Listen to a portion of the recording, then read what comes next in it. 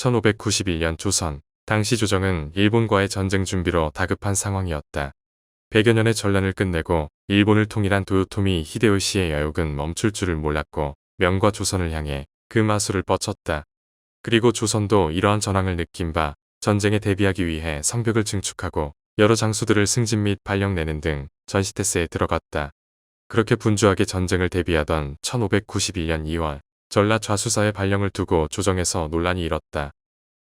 당시 좌수사로 임명된 인물은 이순신이었다. 비록 여진족 토벌에 공을 세웠다지만 고작 전라도 현감인데다가 아직 군수직 경력도 없는 신입에게 좌수사를 맡긴다는 결정에 수많은 대신들이 절차와 경험을 이유로 들며 반발했다. 그렇게 거의 모든 대소신료들이 이순신의 승진을 철회시켜달라 요청하는 가운데 한 사람만이 꿋꿋이 이순신을 전라 좌수사로 승진시킬 것을 주장했다. 그의 이름은 유성룡, 당시 우의정이자 이조판서, 그리고 이순신의 중마고우였다.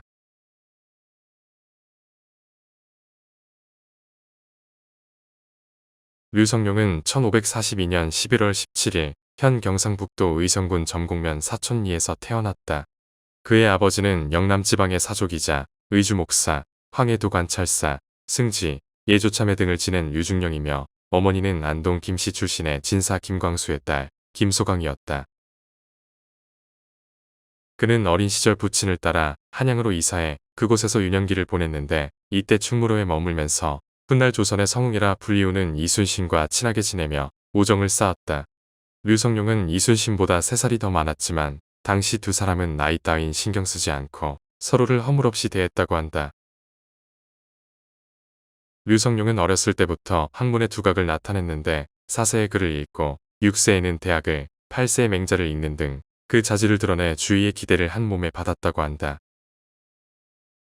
그리고 그런 주변의 기대가 틀리지 않았다는 듯 류성룡은 21살의 젊은 나이에 조선의 대표적인 유학자이자 동인의 거두, 퇴계 이황의 휘하에서 수학하게 되었다. 이때 류성룡은 한 번 책을 스치듯이 읽었을 뿐인데 그 내용을 빠짐없이 기억했으며 때문에 이황으로부터 이 사람은 하늘이 내렸다 라는 평가를 받기도 했다. 이런 이황의 평가에 당시 그의 수제자였던 김성일이 스승님께서 여태까지 그런 말을 한 적이 없었다라고 말하며 놀란 것에서 알 수 있듯 류성룡은 이제 막 약관을 넘긴 나이에 한 학파를 이끄는 거물이자 당대 최고의 유학자의 극찬을 받았을 정도로 학문적 소양이 타의 추종을 불허했다. 이후 류성룡은 자신과 마찬가지로 영남 지역의 저명한 유학자이자 이황의 제자인 조목, 김성일 등과 교류하게 되면서 영남학파의 3대 영소라 불리게 된다. 이황의 휘하에서 수학할 시기에 류성룡은 스승을 존중하면서도 그의 뜻을 무비판적으로 수용하진 않았다. 류성룡은 어렸을 때부터 당시 명나라에서 유행하던 유학의 분파인 양명학에 큰 관심이 있었는데 스승인 이황이 이를 이단이라 규정하며 비판하자 마찬가지로 양명학을 비판하는 입장으로 선회하게 된다. 하지만 류성룡은 이때에도 양명학에도 배울 점은 있다며 옹호하는 모습을 보이는 등 스승의 말을 맹종하는 것이 아닌 어느 정도 실리적인 면모를 보였다.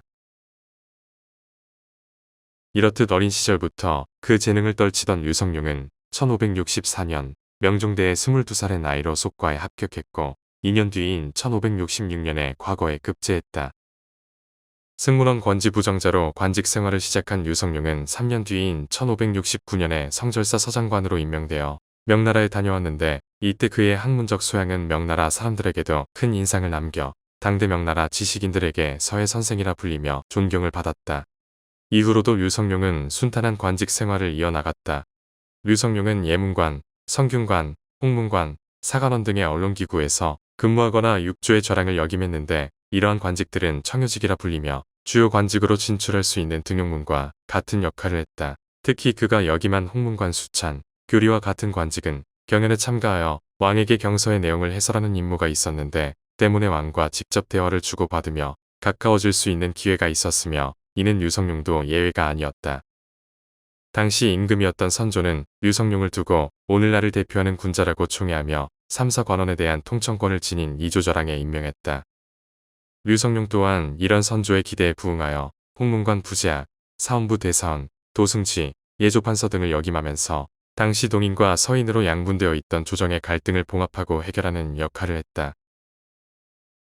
대표적인 사례로 율곡 이이가 동인과 서인 간의 화해를 이야기하다 동인으로부터 소인이라 비판받으며 탄핵을 당할 상황에 처했는데 이에 유성룡은 친구이자 동인에 속하는 김우홍에게 편지를 보내 이를 억제해 줄 것을 요청하기도 했다. 비록 1589년 정렬입에 난 당시 그의 이름이 관련자들의 입에서 실토되어 위기를 겪은 적이 없는 것은 아니었으나 유성룡에 대한 선조의 신임이 두터웠기 때문에 그를 처벌하라는 주의의 상소에도 무사할 수 있었다. 일설에 의하면 유생 정함수를 비롯한 50여 명이 유성룡은 정렬입과 한 몸 같은 사이였다 말하며 그를 처벌할 것을 주장하는 상소를 올렸는데 이를 본 선조는 오히려 이에 분노하며 유성룡을 불러 위로하고 상소를 올린 정함수 및 10명에게 벌을 주었다고 한다. 이때 선조는 유성룡에게 문제의 상소를 보여주면서 나라의 대신들이 다 죽어야 만족하겠느냐며 정함수 일당을 비난했고 반대로 유성룡을 일컬어 금옥 같은 선비라 부르는 등 그 신뢰를 아낌없이 드러내었다. 이처럼 몇 번의 시련을 마주한 적이 있었지만 그때마다 그를 신임하던 이들의 비호와 그 자신의 원만한 처세 덕분에 유성룡은 별다른 위기 없이 순조롭게 관직 생활을 이어나가 마침내 정승인 좌의정에 임명되었다. 그러나 이로부터 3년 뒤인 1592년 그 자신은 물론이고 조선의 200년 종묘 사직을 뒤흔들 대격변이 유성룡에게 들이닥치게 된다. 1592년 5월 23일 당시 전국시대였던 일본을 통일하고 관백의 자리에 오른 도요토미 히데요시는 조선, 나아가 명을 정복하겠다는 여욕을 드러내며 조선을 침공하기에 이르렀다. 약 7년간 한반도 전역을 초토화시킨 임진왜란의 시작이었다. 당시 히데요시는 일본 통일에서 멈추지 않고 조선을 침략하겠다는 야망을 드러냈는데 조선 역시 이런 조짐을 감지하고 일본에 통신사를 보냈다. 이때 유성룡이 속했던 당파인 동인의 일원이자 그의 동문인 김성일 그리고 동인과 대립하던 서인에 속하던 황윤길이 통신사로 파견됐다. 이후 다시 조선으로 돌아온 김성일과 황윤길은 선조에게 일본의 동향에 대해 보고를 올리는데 황윤길은 일본의 낌새가 심상치 않으니 전란에 대비해야 된다 했지만 김성일은 일본을 걱정할 필요가 없다고 말했다. 이에 유성룡이 김성일과 독대하여 일본의 조선 침공 가능성이 정말 없겠냐고 물으니 김성일 또한 전란이 일어날 가능성이 높지만 민심이 흉흉해질 것을 우려하여 황윤길과 반대되는 의견을 말했다는 답변을 듣는다. 이때 유성룡은 동문이자 같은 당파에 속하던 김성일의 말을 적극적으로 배척하지 못하고 결국 그의 손을 들어주게 된다. 이렇듯 유성룡은 평소 원만한 성격으로 주위의 적을 만들지 않아 친화력이 좋다는 평을 받았지만 그의 이런 면모는 때때로 주변의 눈치를 보는 우유부단함으로 나타나기도 하였으며 상대 당파로부터 줏대가 없고 남 앞에서 옳은 말을 가난하지 못한다라는 비판을 듣는 원인이 된다. 하지만 유성룡 또한 일본의 침공 가능성을 무시할 수 없었기에 여러 대비책을 세우게 된다. 우선 전국 각지의 요충지에 있던 성벽을 새로 보수하고 부족한 군량을 30만 석 이상으로 크게 증액했다. 물론 이런 조정에 전쟁 대비의 지역 유생과 백성들의 민심은 매우 부정적이었다. 선조는 성벽을 높일수록 민심은 피폐해질 수밖에 없다며 전쟁 대비가 가혹했음을 인정했고 훗날 홍해 장군으로 알려진 곽재우의 장인이자 유성룡의 친구인 일호는 정엄진이 있는데 어떻게 왜군이 우리 고을에 올 수 있겠냐며 항의하는 서신을 유성룡에게 보냈다. 그리고 유성룡은 이를 두고 바다도 넘나드는 왜군이 어떻게 한낱 강물을 못 건너겠냐라고 비판했다. 또한 조정은 여러 장수들을 한반도 남부로 배치하여 북상하는 왜군을 견제하고자 했는데 이때 아직 승진 시기가 아니더라도 급속 승진을 시키는 불차 채용을 시행했다. 그리고 유성룡은 이때 권유를 광주 목사로 그리고 이순신을 전라좌수사로 천거한다. 이러한 유성룡의 행동은 조정의 파장을 몰고 왔다. 당시 이순신은 종육품 정읍 현감 직위에 있었는데 당시 종육품은 당하관에 속하는 하급 직위였으며 현감 또한 조선에서 가장 작은 규모의 행정구역인 현을 다스리는 것에 불과했다. 하지만 유성룡은 이런 낮은 직위에 있던 이순신을 순천, 흥양, 광양, 나간, 보성의 수군을 총괄하는 최고 지휘관인 정삼품 전라좌수사에 천거한 것이다. 이는 정상적으로 올랐어야 할 품기를 7단계나 건너뛴 것으로 조정 신료들의 입장에서 명백히 비정상적인 것이었다. 그렇기에 거의 모든 조정의 대소신료들이 유성룡의 천거를 비판했다.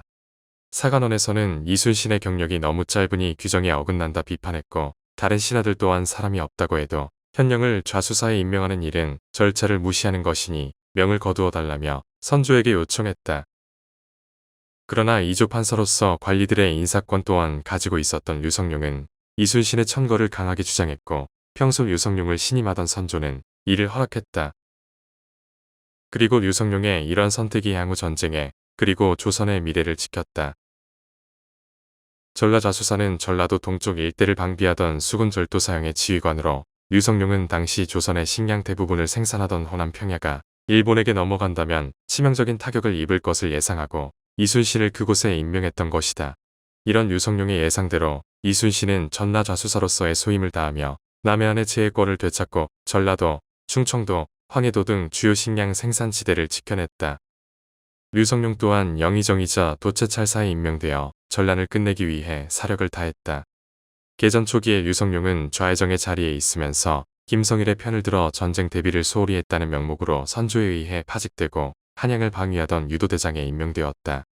하지만 이때 영의정이던 이양복이 지금 조정의 신하들 가운데 명민하고 말솜씨가 바른 이는 류성룡만한 이가 없다라고 주장하며 그를 영의정 겸 도채찰사에 임명해 조선의 내정과 군사를 총괄시킬 것을 요청했다.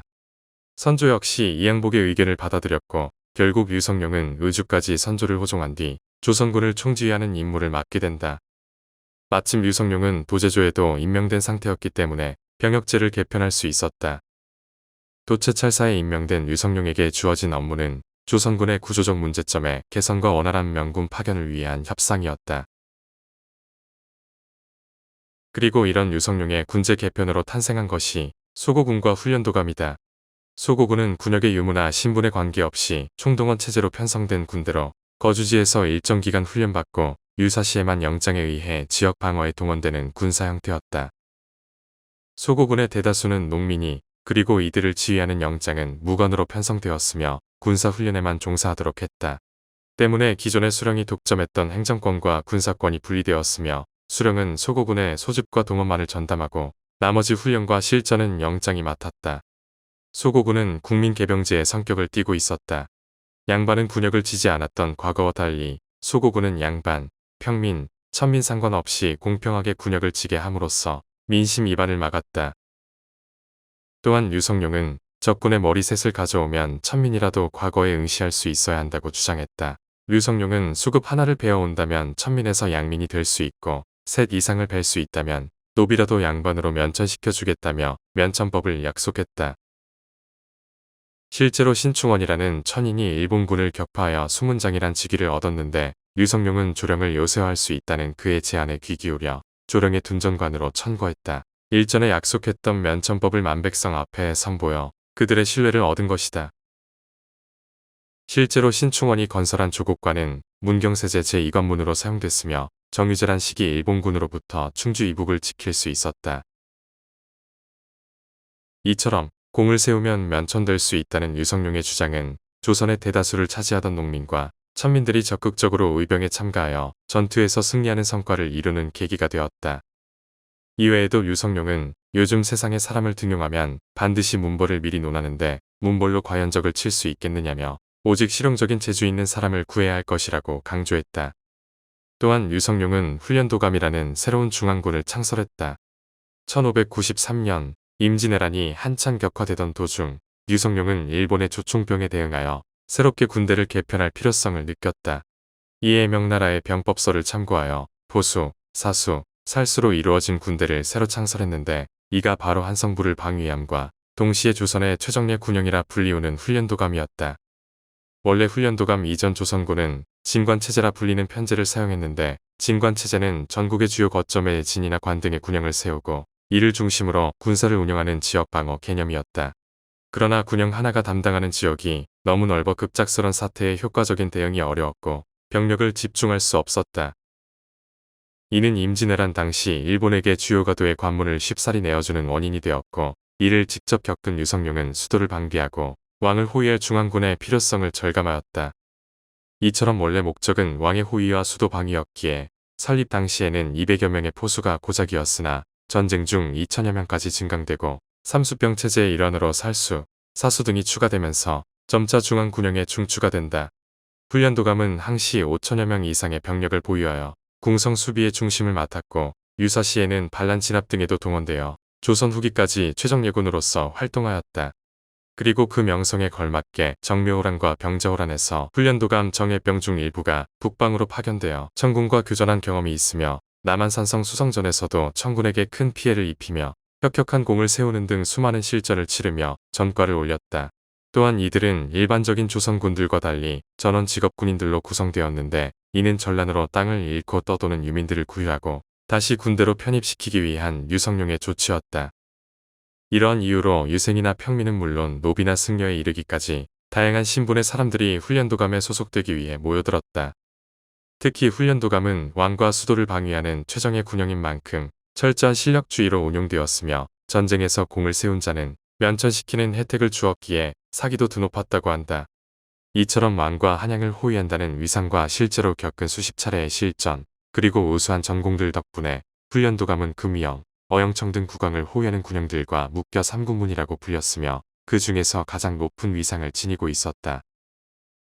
비록 소고군은 병자호란 시기 청군에게 패배한 이후 역사 속으로 사라지지만 훈련도감은 그 유용성을 입증해 조선 말기까지 존속했으며 조선 후기에 군사체제인 오군영이 형성되는데 큰 영향을 끼쳤다. 이렇듯 군사 부문 이외에도 류성룡은 기존의 세금 제도 또한 개혁했다. 류성룡은 선조에게 대공수미법을 제정할 것을 주장했다.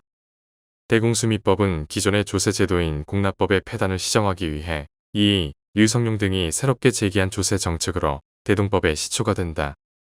조선이 운용한 기존의 조세 제도는 백성들이 군력, 유역 등의 노동력과 각 지역의 특산품을 중앙에 진상하는 공납으로 구성되었다. 그러나 시간이 흐를수록 곡물의 수는 점차 늘어났고 공납 과정에서 물품의 시세가 폭등하거나 거액의 돈을 받고 곡물을 대신 바치는 행위가 만연하는 등 각종 폐단이 발생해 사회 문제가 되었다. 이에 이 류성룡 등의 개혁 신료들은 기존의 공납을 폐지하고 전국의 모든 공납을 전부 쌀로 대체하자는 대공수미법을 건의했다.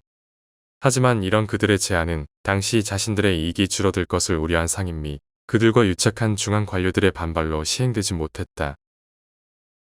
이후 1592년 임진왜란이 일어나자 류성룡은 다시 한번 대공수미법을 시행할 것을 강력하게 주장했다. 전란으로 군량미의 확보가 시급했기 때문이었다. 또한 류성룡은 여기에서 한 발 더 나아가 조세의 부과 단위를 인원수에서 토지 면적으로 바꿀 것을 건의했다. 이전처럼 인원만 많을 뿐 가난한 평민의 집에서 세금을 거두는 것보다 대토지를 소유한 지주들에게 더 많은 세금을 물리는 것이 조세 확보에 효과적이라는 이유에서였다. 하지만 그렇게 1594년 가을에 시행된 대동수미법은 1년도 못 가서 폐지되고 만다. 전란으로 국토가 초토화된 상황에서 제대로 세금을 거두기 쉽지 않았던 것도 있지만 기존 권세가 및 그들과 유착한 상인들이 이권을 지키기 위해 대동수미법의 시행을 방해했기 때문이다. 이처럼 류성룡의 대동수미법 시행은 실패로 돌아갔지만 제도 자체는 후대인들에게 큰 인상을 남겼다. 대공수미법은 이후 광해군 시기 선해법이라는 명칭으로 불리며 경기도 일대에서 시범적으로 시행됐으며 인조 시기 강원도, 전라도, 경상도 등으로 확대된다. 이렇듯 점차 그 범위를 확대시키던 대공수미법은 표종 시기 대동법이란 이름으로 이어져 숙종대의 전국으로 확대되기에 이른다. 대동법은 수익과 세금을 일치시키는 공평한 조세 제도로의 이양과 물물 교환으로 이루어지던 기존의 상업을 화폐체제로 전환시켰다는 긍정적인 평가를 받는다. 나아가 상공업 활동을 크게 촉진 및 여러 산업을 발달시켰으며 상인층의 성장과 농촌사회를 발전시켜 기존의 신분과 사회 질서가 해체되는 데도 상당한 영향을 끼쳤다. 이렇듯 조선 내부의 개혁뿐만 아니라 류성룡은 전란으로 어지러운 선조의 마음을 다잡는 일 또한 담당했다. 일설에 의하면 왜군에게 한양을 잃고 의주로 피난했을 당시 선조는 안전이 보장된 명나라 요동으로 건너가겠다는 뜻을 밝혔는데 이에 류성룡이 강하게 만류했다고 한다. 만약 국왕인 선조가 조선을 버린다면 이후 전쟁에서 명나라에게 일방적으로 끌려다니기만 할 것이며 군의 사기와 백성들의 민심 역시 조선을 떠날 것이기 때문이다. 결국 선조는 류성룡의 말을 받아들여 요동으로 망명하려던 계획을 철회해야 했다. 이외에도 류성룡은 명나라 군대에게 나아갈 길을 안내하며 중간에 쌓인 문제들을 해결하는 일도 도맡았다. 명나라 군대가 임진강까지 진격할 때 배가 부족해 다리를 놓아야 했는데 이때 병사들은 칡넝쿨을 꼬아 밧줄을 만들고 양쪽 나무에 연결했다. 하지만 밧줄이 늘어지며 물에 잠기자 조선군과 명군 모두 실망한 빛이 역력했다. 하지만 유성룡은 다시 명령을 내려 배틀 모양의 지지대를 새로 설치하고 양 끝에서 수천 명이 밧줄을 당기는 형식으로 다리의 틀을 만들었고 덕분에 다시 부교를 놓을 수 있었다 한다. 이처럼 유성룡은 전쟁으로 혼란스러운 상황임에도 명재상으로서 많은 일화를 남겼다. 하지만 이렇듯 전시에 많은 업적을 남겼음에도 유성룡은 이후 관직을 잃고 정계에서 쫓겨나게 된다. 전란이 끝나갈 무렵인 1598년 명나라의 간신 정응태가 명조정에서 자신의 입지를 강화하기 위해 당시 황제였던 만력제에게 조선과 일본이 동맹을 맺고 명을 침공하려 한다며 모함을 시도한 일이 발생한다. 이에 조선에서는 이 일을 해명하기 위한 사신을 보내려 했는데 당시 조정은 실력과 경력이 있는 대신이 가야 명측도 조선의 입장을 들어줄 것이라 판단했었다. 이런 이유로 당시 명군과 외교를 도맡은 경험이 있으며 영의정이란 고위 관직에 있었던 유성룡이 사신으로 가야 한다는 여론이 우세했고 선조 또한 이에 동의했다. 그러나 당시 유성룡은 몸이 불편한 노모가 있으니 아들 된 도리로 떠날 수 없다며 요청을 거부했고 이에 선조의 분노를 사게 된다. 이전에 유성룡이 속했던 동인은 이후 북인과 남인으로 나뉘었는데 유성룡은 남인에 속했다. 그런 유성룡이 명예 사신으로 해명하는 역할을 맡길 거부하자 북인 측에서 반발하여 탄핵을 시도했고 결국 유성룡은 관직을 잃고 고향으로 낙향하게 된다. 이때가 1598년 11월 19일이었는데 공교롭게도 이날 노량해전에서 그의 친우였던 이순신이 전사했다. 그렇게 유성룡은 소중한 친우도 한평생 봉사해온 조정에서의 관직도 잃고 쓸쓸하게 고향으로 돌아왔다. 이후 2년 뒤인 1600년에 복직되었지만 유성룡은 다시 한양으로 돌아가지 않고 고향에 은둔하며 책을 집필했는데 그렇게 쓰여진 책 중 하나가 그 유명한 징비록이다. 징비록은 임진왜란 발발 당시인 1592년부터 1598년까지의 전황들을 기록한 수기로 지난 날을 반성하고 후원을 경기한다는 뜻에서 이런 이름을 붙였다고 한다. 책의 제목과 집필 동기에서 알 수 있듯이 유성룡은 당시 당파에 휘말려 김성일의 의견에 동조해 전쟁 대비에 소홀한 것을 후회하고 반성했다. 징비록은 난중일기와 함께 임진왜란 당시의 상황을 자세하게 묘사한 저술로 평가받고 있으며 전쟁의 배경과 전투 당시의 상황, 조선, 일본과 명나라 간의 외교 관계, 주요 맹장에 대한 묘사와 전투성과 전란 이후 백성들의 생활상 등을 기록했다. 류성룡은 전쟁 당시 영의정 겸 도채찰사라는 고위직에 있었기에 여러 문서들을 열람할 수 있었고 이를 바탕으로 비교적 사실에 가깝게 전황을 묘사할 수 있었다. 또한 징비록에서 류성룡은 임진왜란을 일으킨 일본군을 향해 외적이라 비하하기보다 일본이라는 국호를 사용하며 객관적인 시선을 견지했고 명나라의 지원을 중시하면서도 이순신 및 여러 애병장들이나 백성들의 항쟁도 서술하며 조선과 일본의 전쟁임을 강조했다. 이렇듯 철저한 자기 반성 및 조선의 자주적 국방 강조, 그리고 특정 국가의 시선에 매몰되지 않고 중립적으로 각국의 상황을 설명했다는 요소로 인해 징비록은 임진왜란을 연구하는 학자들이 반드시 읽어봐야 할 중요한 자료로 평가받는다. 또한 징비록은 일본으로 유출되어 큰 인기를 끌었는데 당시 일본인들에게 있어서 임진왜란은 일본의 통일 이후 첫 해외 원정이었으며 미지의 세상에 대한 정보를 얻을 수 있는 창구였기 때문이다. 훗날 일본의 유학자인 가이바라 이케는 징비록을 두고 허황되고 화려하기만 한 다른 책들과 달리 문체가 간결하며 전쟁에 매몰되는 것과 전쟁을 잇는 것, 양쪽 모두 경계해야 한다는 유성룡의 판단은 지당하다며 찬사를 알렸다. 이렇듯 관직에서 물러나 징비록을 집필하며 고향에서 조용히 여생을 보내던 유성룡은 1607년 5월 31일 64세의 나이로 눈을 감았다. 류성룡의 문집, 서해문집에는 말년에 조용히 살다가 자연으로 돌아가고 싶다 이야기하며 주위와의 연락을 끊었다고 한다. 류성룡의 죽음이 전해지자 숭례문의 상인들은 그날 하루 시장을 닫으며 애도를 표했고 백성들 역시 유성룡이 아니었다면 우리 모두 전쟁에서 살아남지 못했을 것이라 말하며 슬퍼했다고 한다. 영의정이란 고위직에 있었음에도 청렴하게 살아 집안에 재산이 없었던 탓에 인근 백성들이 비용을 모아 대신 장례를 지냈다고 한다. 류성룡의 무덤은 현재 경상북도 안동시 풍산읍에 있으며 그보다 먼저 세상을 뜬 난해 전주 이씨와 함께 합장되어 있다. 조선의 명재상으로서 수많은 업적을 이룬 류성룡이지만 후대의 사람들에게는 이순신과의 친분이나 그를 전라좌수사에 천거한 일로 더 잘 알려져 있다. 징비록에서 유성룡이 회고한 어린 시절의 이순신은 활달하고 틀에 얽매이는 것을 싫어하며 나무를 깎은 칼과 화살을 가지고 전쟁 놀이를 하기를 좋아했다고 한다. 이렇듯 유년 시절부터 함께 어울리던 두 사람이었기에 서로의 인품과 능력에 대해 잘 알 수 있었다. 그리고 이때 유성룡이 이순신에게서 받은 인상은 훗날 그를 전나 좌수사로 천거하는데 큰 도움이 된다. 이순신이 저술한 난중일기에 의하면 유성룡은 이순신이 전나 좌수사로 부임한 후인 1592년 3월 5일에 직접 정리하고 편집한 병법서인 증손전수박약을 선물로 보냈다고 한다. 당시 이순신은 이때 수전, 육전, 화공에 대한 일을 하나하나 세세하게 정리해 놓으니 세상 그 무엇과도 비교할 수 없을 만큼 탁월한 이론이다라며 증손전수박약에 대한 호평과 유성룡에 대한 고마움을 나타냈다. 이외에도 유성룡이 이순신에게 큰 영향을 끼쳤음은 난중일기 곳곳에서 드러난다. 이순신은 1593년 9월 15일에 한자 칼로 하늘에 맹세하니 산과 바다가 떤다. 라는 구절을 남겼는데 이는 유성룡이 편찬한 중국 송나라 명장 악비의 전기인 정충록에 나오는 구절이다. 이처럼 이순신은 전쟁의 소용돌이 한가운데 놓인 와중에도 친구의 유성룡이 남긴 조언과 글귀들을 읽으며 어지러웠을 심신을 달랬다. 유성룡 역시 이순신의 후원자였다. 비록 원균의 무고로 이순신이 백의종군 할 당시 소극적으로 선조의 편을 들었지만 이후 다시 풀려나 군을 이끌게 되었을 때는 다시 그를 두둔하며 주위의 비판으로부터 이순신을 옹호했다.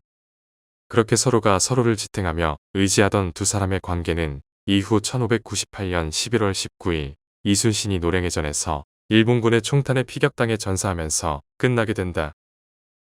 이후 삭탈관직을 당하고 고향에 응거하며 징비록을 저술하던 작업을 하던 유성룡은 친구인 이순신을 애도하는 추모시를 하나 남겼는데 이는 유성룡의 시집 서해문집에 남겨져 오늘날까지 전해져 오고 있다.